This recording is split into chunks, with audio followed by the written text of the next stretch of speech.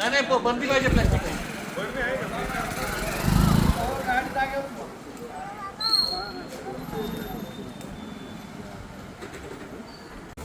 आहे ना काठी वय सफेद पडले आणि संध्याकाळपर्यंत तो काच सोडणार आणि फुल साईजचं आहे. याचा कोणतंही दात स्पेक्टिकल कोबरा आहे. ओके. दात याचा 1/2 इंच आहे. अच्छा, म्हणजे आता हाय अजून एखादा असू शकण्याची शक्यता आहे. कारण की तो ज्या अर्थी जिथून आलाय हां हां, तिथं त्याला राहण्याची खाण्याची जी व्यवस्था सोय होती आहे तिथं. त्याच्यानंतर त्याला जे वातावरण पाहिजे हां. अशाच ठिकाणी पिल्लं देतात आणि ओके. ज्यावेळेस असं वातावरण असेल हां, तर तिथं 2 साप निघण्याची शक्यता जास्त असते. ओके. आणि साप ज्यावेळेस कंटिन्यू आता मागच्या वेळेस पण ही जे तुम्ही दाखवली ही 3री वेळ आहे त्याच ठिकाणी. अच्छा, आणि इथंच आहे? तिन्ही वेळेस नागच पकडलेली अच्छा, त्याच ठिकाणी. त्यामुळे थोडंसं कसं आहे सेफ्टीच्या हिशोबाने आपण सांगतो की बाबा क्लिअरली साफसफाई किंवा अडचण जेवढी काही घाण कमी करते तेवढी कमी. आणि लहान मुलांना सहसा एकटं सोडायचं नाही. ओके. कारण की आत्ताचा किस्सा आहे चरवलीमध्ये सापाला दोरी म्हणून सापाशी खेळत होते त्याच्यामध्ये मुलाला साप चावलेला आहे सरोलीमध्ये. चरवलीमध्येच. मुलगा आत्ता गव्हर्नमेंट हॉस्पिटलला ॲडमिट आहे. आता एवढे 4-5 दिवस बरा होऊन सुटलं. पण नक्कीच. कसं आहे की 6 जेंट्स लोक घरी नसतात, कामावरती असतात. त्यामुळं महिलांनी पण मुलांना ज्यावेळेस खेळायला सोडतात तर गार्डनमध्ये सोडताना किंवा पुढं कोणत्याही दोरी पडलीत किंवा काही अडचणीत लपायचं नाही मुलांना. थोडंसं धावून बोललं क्लिअरली राग येतो लोकांना, पण कसं आहे की स्पष्टपणे बोललेलं चांगलं राहतं. बरोबर. आणि अडचणीत लपाय गेली कुणाचा मुलगा असो पण आपण ते खवळणं हे योग्य आहे. धन्यवाद भाऊ.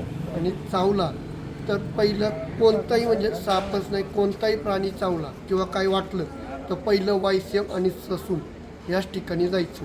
प्रायव्हेटला तुम्ही कुणीही जाऊ नका. प्रायव्हेटला गेले तर तुमचा त्याच्यामध्ये 2 तास जातील. कारण की आपल्या चरवलीमध्ये 3 वर्षामध्ये 4 जणांचे प्रायव्हेटल्या हॉस्पिटलला नेले. 4च्या 4 मुली एक्सपायर झाल्यात.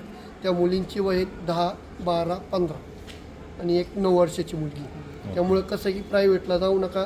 सहसा काही वाटलं तर लगेच ससून वायसेमला न्या. तिथं कसे आपले डॉक्टर आहेत वाबळे म्हणून, तर आपण त्यांना डायरेक्ट कॉल करून सांगतो की आपण पेशंट पाहिला आहे, जे काही पहिले चेकअप करा त्याच्यानंतर सिम्पटमवरती लस चालू करा.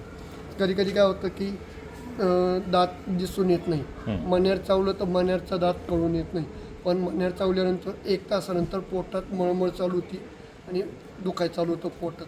अंगाला पण खाल चालू होते. ते नाही. आणि ज्यावेळेस याच्यामध्ये अजून एक सांगतो. आता तुमचं कसं आहे मुरमाड भाग आहे. ज्यावेळेस छोटा साप तुम्ही गोणसारखा दिसतो तो फुरसे. ज्यावेळेस तुम्हाला कुरकार आवाज आला दगडांमध्ये किंवा सिमेंटच्या तर समजून जा की फुरसा आहे. आणि ज्यावेळेस फुरसं चावतं तर असं कोणता अवयव नाही की रक्त येत नाही. सगळीकडून नाक, डोळे, तोंड, कान, नख पण सगळे गुण येत होता सगळं. त्यामुळं थोडंसं सेफ्टीच्या हिशोबाने ठीक.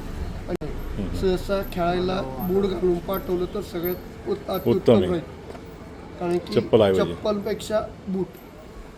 कारण काय होतं की मुलांना कळत नाही कुठं खेळतात, कधी लपतात, कुठं लपतात.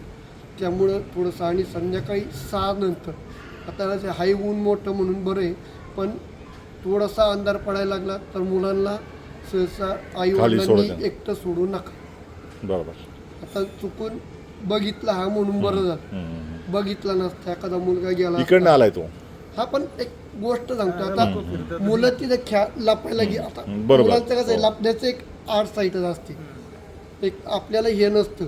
त्यामुळं कसं आहे की थोडंसं सेफ्टीच्या हिशोबाने मुलांना संध्याकाळचं एक पेस ह्या